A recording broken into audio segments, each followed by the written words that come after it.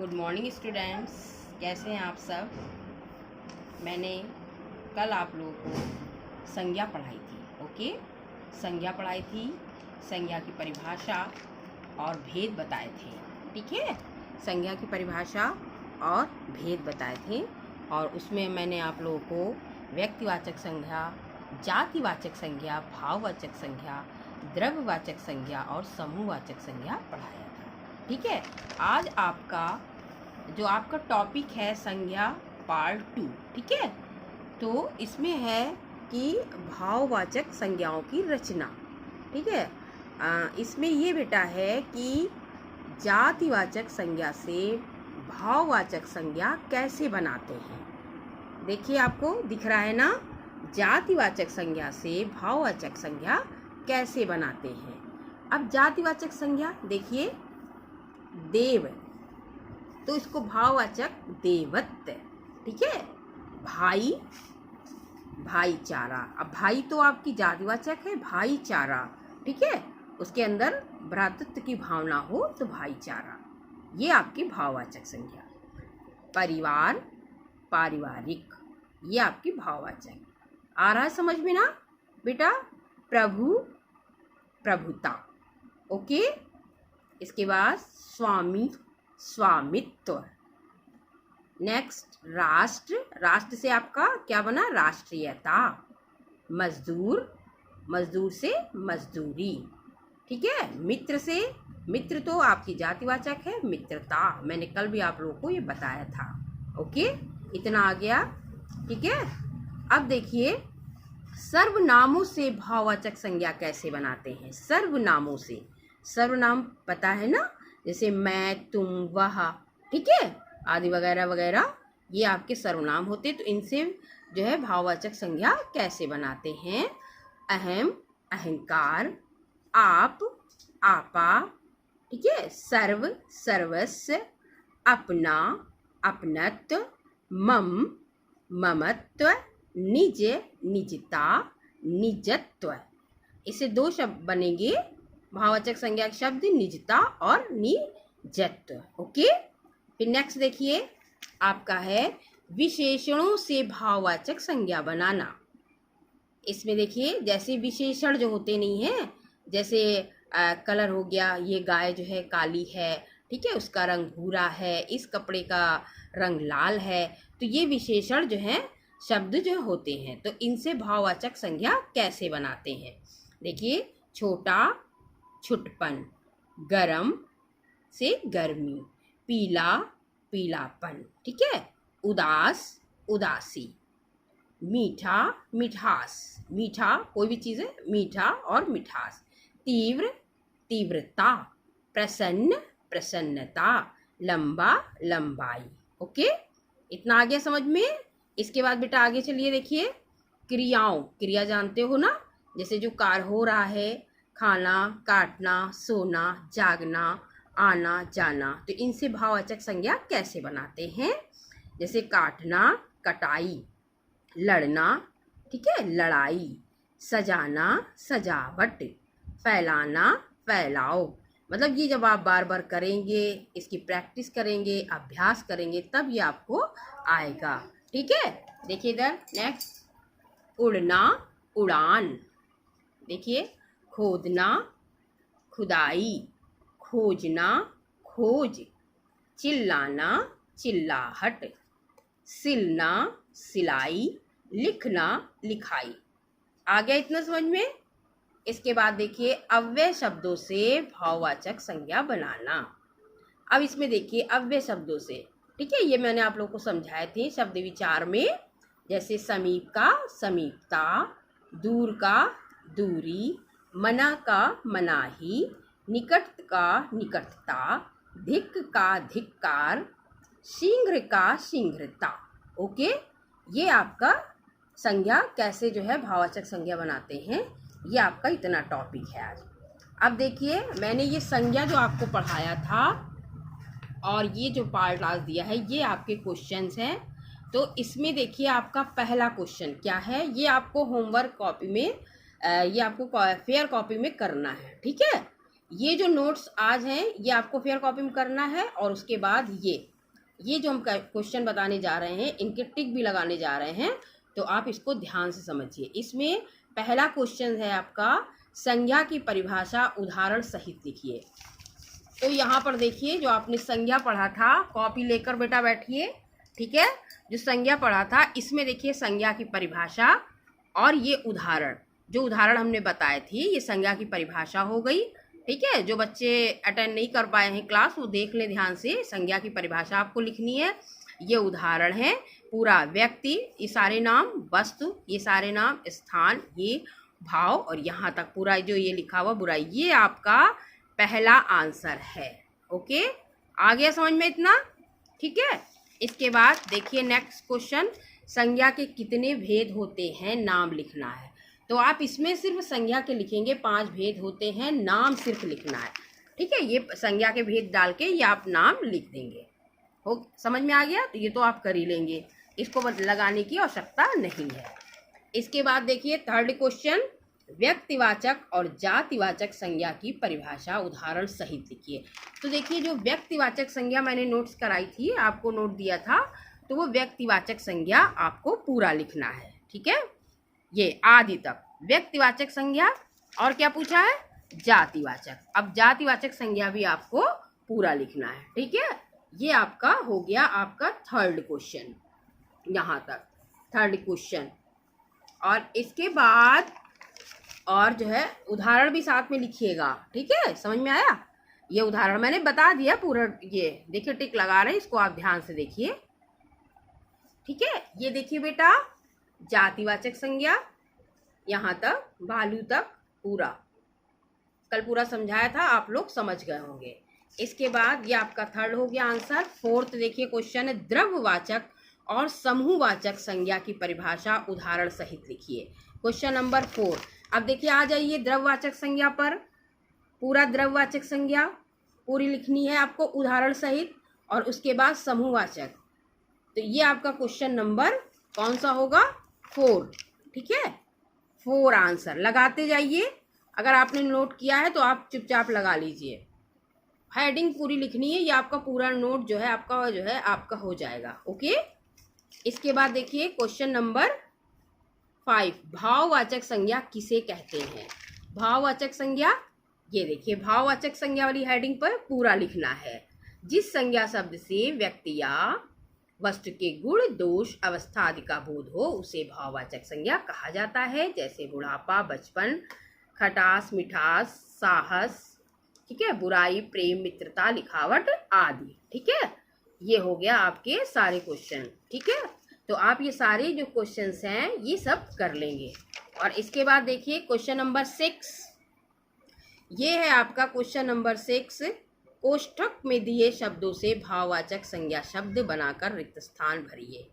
तो इसमें बेटा आपका ये है पहला, देखिए काले अंगूरों में बहुत डैश डैश होती है, तो ये मीठा है, इससे आपको यहाँ पर शब्द बनाना है। तो ये आपको स्वयं बनाना है और हमारे हिसाब से ये आप लोग कर लेंगे, ठीक है। तो जो ये आपका चैप्टर है, आपका संज्ञा चैप्टर था 4, तो ये आप आज जो है आपका फिनिश होता है, और इसके ये क्वेश्चन हो गए, ठीक है।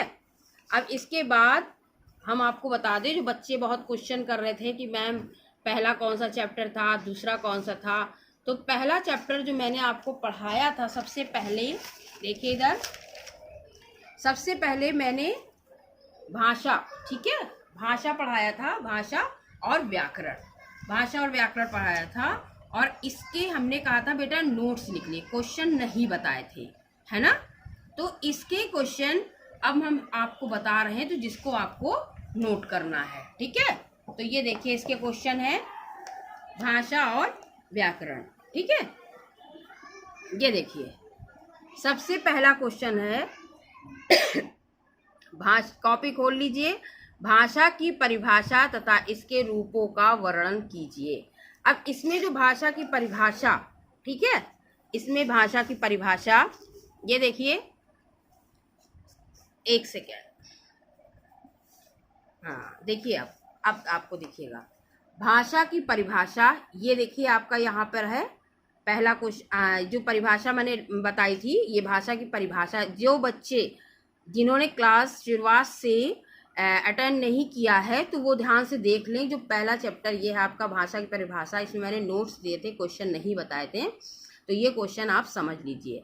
तो भाषा की परिभाषा, ये पूरी आपको परिभाषा लिखनी है, दिख रहा है ना बेटा, ठीक है।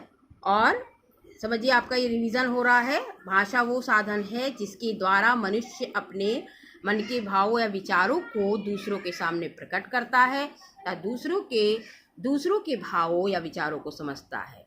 अब इसके पूछा है रूपों का वर्णन कीजिए, तो ये जो रूप है, मौखिक भाषा, लिखित भाषा, ये पूरा आपको लिखना है, ठीक है। पूरा, सिर्फ नेम नहीं लिखना है। ये जो हमने मौखिक भाषा की परिभाषा बताई है वो भी आपको लिखना है। इसके बाद जो मैंने आपको अन्य रूप बताए थे, अन्य रूप मातृभाषा, राष्ट्रभाषा, राजभाषा, ठीक है, संपर्क भाषा, ये पूरा आपको लिखना है। हिंदी है, यहाँ तक आपका पहला आंसर होगा, ये आप लगा लीजिए पहला आंसर, ओके। अब इसके बाद देखिए आपका सेकंड, हिंदी भाषा का महत्व बताइए, हिंदी भाषा का महत्व। अब इसी के नीचे जहाँ पे आपका फर्स्ट क्वेश्चन समाप्त होता है, यहीं पे देखिए आपका हिंदी भाषा का क्षेत्र और महत्व पड़ा हुआ हेडिंग, तो आप डालेंगे हिंदी भाषा का महत्व, ठीक है। और हिंदी भाषा का महत्व ये आपको पूरी हेडिंग लिखनी है, ठीक है, यहाँ तक। ये विश्व की महत्वपूर्ण भाषाओं में से एक है। कहिए तो मैं इसको पूरा रिपीट कर दूं।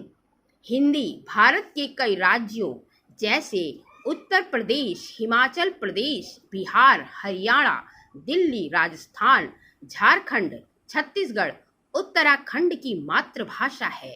देश के बाहर भी तेजी से हिंदी का प्रचार प्रसार हो रहा है। विश्व के कई विश्वविद्यालयों में हिंदी शिक्षण की व्यवस्था है। अमेरिका, रूस, चीन, जापान जैसे देशों की सरकारें हिंदी भाषा शिक्षण पर जोर दे रही हैं। इसमें अनेक विदेशी भाषाओं जैसे अंग्रेजी, अरबी, फारसी, पुर्तगाली, तुर्की, फ्रांसीसी के शब्दों को स्थान दिया गया है। इस प्रकार हिंदी भाषा का क्षेत्र बहुत व्यापक है और ये विश्व की महत्वपूर्ण भाषाओं में से एक है, ओके, यहाँ तक एक है। ये आपका सेकंड आंसर होगा, ओके। इतना आगे समझ में लगा लिया। अब इतनी देर हमने पढ़ा तो आप लगा लिए होंगे, ओके बेटा। अब देखिए थर्ड, लिपि का क्या अर्थ है। इसी में मैंने लिपि बताई थी आप लोगों को। देखिए लिपि का क्या तात्पर्य है या अर्थ है, कुछ भी लिख सकते हो। ये जो लिपि आपकी हेडिंग है, यहाँ पर देखिए, यहाँ से लेकर आपको यहाँ तक लेखन में किया जाता है। हम इसको फिर रिपीट कर रहे हैं, जिन बच्चों का छूटा हुआ है वो कर लें, ठीक है। मौखिक ध्वनियों को लिखित रूप में प्रकट करने वाले चिन्हों को लिपि कहा जाता है, या कहते हैं, कुछ भी लिख सकते हो, ठीक है। एकदम रटा हुआ वैसे ही नहीं लिखना है, अपनी लैंग्वेज में लिखना है थोड़ा। हिंदी और संस्कृत भाषा की लिपि देवनागरी है, अंग्रेजी भाषा की लिपि रोमन है, उर्दू भाषा की लिपि फारसी है और देवनागरी लिपि का प्रयोग मराठी, गुजराती और नेपाली भाषाओं के लेखन में किया जाता है। आ गया इतना समझ में, ठीक है, ओके। और मैं ये क्वेश्चंस आपको इसका पिक्स एंड जो है कर दूंगी, ठीक है। इसके बाद आप देखिए फोर्थ क्वेश्चन, थर्ड समझ में आ गया। फोर्थ देखिए, व्याकरण की परिभाषा उदाहरण सहित लिखिए। व्याकरण की परिभाषा उदाहरण सहित लिखिए, ठीक है। अब इसी के नीचे देखिए व्याकरण लिखा हुआ है। व्याकरण की परिभाषा, ये देखिए व्याकरण की परिभाषा दी है ना, ब्लैक से लिखा हुआ, देखिए बेटा। व्याकरण वो शास्त्र है जो भाषा को सही रूप में बोलना, लिखना, पढ़ना और समझना सिखाता है, ठीक है। और इसका उदाहरण, इसमें क्या लिखा, उदाहरण सहित देना है। तो आपको ये पूरा यहाँ तक करना है, ये पूरा यहाँ तक करना है, प्रयोग नहीं हुआ है, यहाँ तक करना है। कहिए तो मैं पूरा पढ़ दूँ।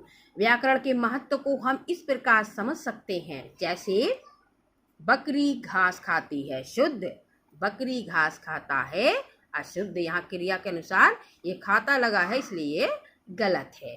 तो इसमें वाक्य नंबर जो है 1 जो शुद्ध है, क्योंकि कर्ता के अनुरूप क्रिया का यूज हुआ है, या यहाँ पे प्रयोग लिख सकते हो। और वाक्य टू अशुद्ध है क्योंकि कर्ता के अनुसार क्रिया का प्रयोग नहीं हुआ है। यहाँ तक ओके, इतना आ गया क्वेश्चन नंबर 4 आपको। और इसके बाद बेटा ये आपकी फिल इन दी ब्लैंक्स है, यानी खाली जगह है, तो ये आपको करना है। ठीक है, फिल इन दी ब्लैंक्स ये आपको करना है इसी से छांट कर। तो ये आपको मैं पिक भेज दूंगी जिससे आप लोग ये कर लेंगे। आया इतना समझ में? तो ये आपका जो चैप्टर जो हमने भाषा पढ़ाया था, तो ये जो है आपका जो है इसके क्वेश्चन हो गए। ठीक है, अब उसके बाद हम आप लोगों को ये बताते हैं, ध्यान दीजिए।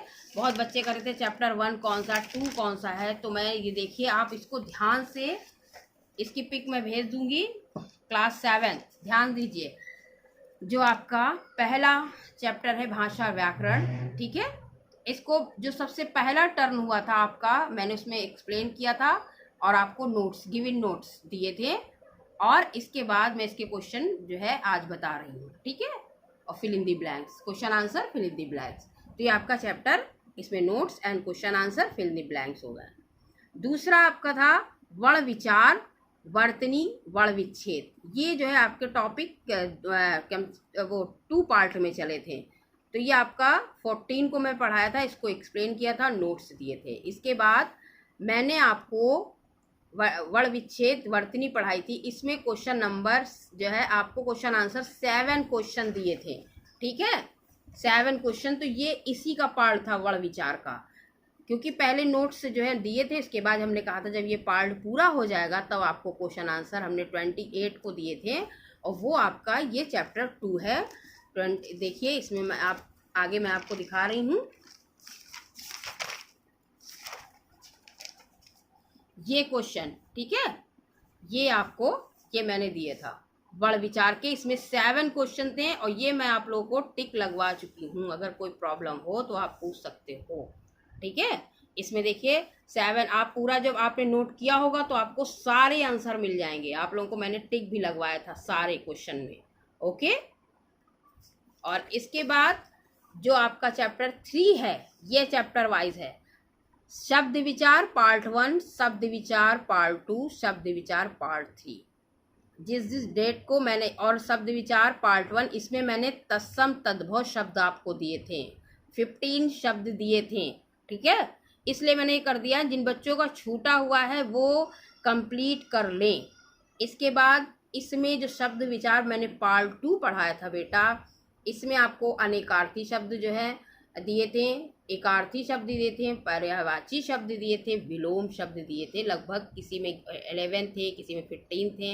ये जो हमने याद करने को दिए थे, लिखने को भी दिए थे।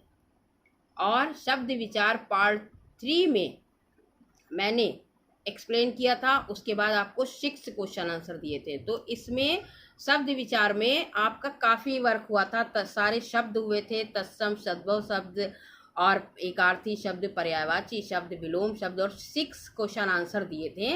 27 की जो डेट को दिया था, हम आपको क्वेश्चन आंसर दिखा रहे हैं। ठीक है, 27 को देखिए, इधर अभी दिखा रहे बेटा, ये देखिए। ठीक है, ये शब्द किसे कहते हैं, उदाहरण सहित बताइए। देश शब्द किसे कहते हैं, उदाहरण सहित। सबके हम आपको आंसर भी लगवा चुके हैं।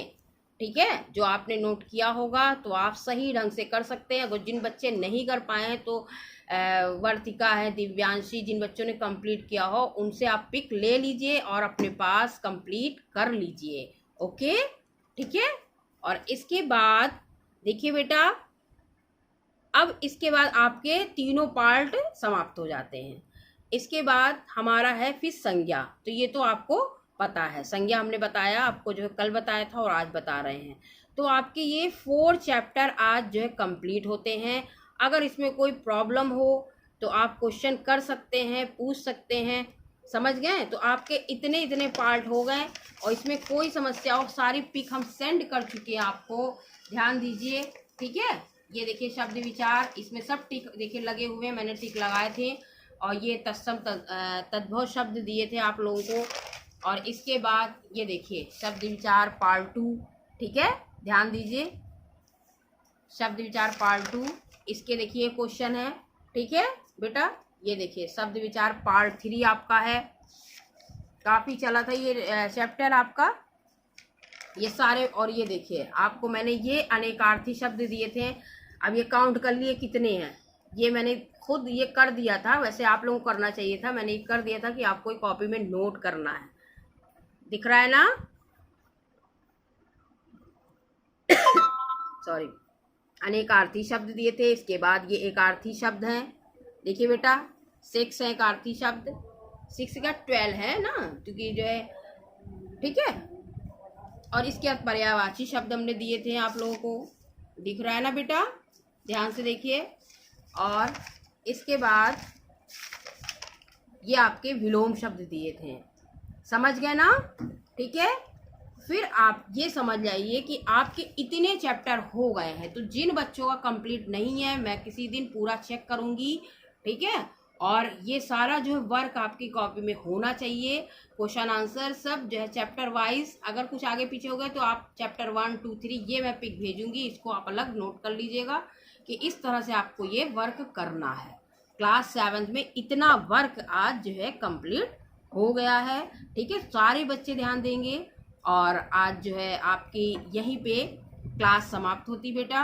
और नेक्स्ट टर्म में आपको न्यू चैप्टर पढ़ाऊंगी, और हो सकता है मैम से पूछकर मैं टेस्ट भी ले सकती हूँ, तो आप लोग जो है बिल्कुल रेडी रहिए। और ठीक है, बस आपका यहीं पे टॉपिक समाप्त होता है। ओके, ध्यान रखिए, स्वस्थ रहिए और अपने घर में सेफ रहिए। ओके बेटा, बाय बाय।